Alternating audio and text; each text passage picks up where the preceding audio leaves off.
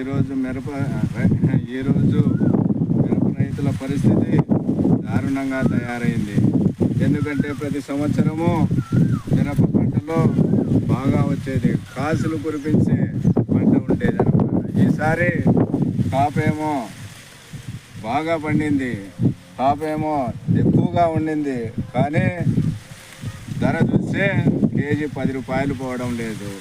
ఎకరాకు వచ్చేసి పెట్టుబడి 2 లక్షలు అవుతా ఉంది, కానీ మనకు పెట్టుబడి కూడా రాలేని పరిస్థితి వచ్చిందన్నమాట. ఈ సంవత్సరము కాపు చూస్తే అతిగా కాసింది, ఎకరాకు 150 మూటలు అవుతూ ఉన్నాయి, కానీ కూలీలకు కూడా సరిపోలేని పరిస్థితి వచ్చింది. అదేవిధంగా ఎరువుల రేటు ఎంత ఉంది, ఆ ఎరువులు వేసేదానికి కూడా రాలేకపోయి, అది కూడా పెట్టుబడి కూడా రాలేకపోయింది.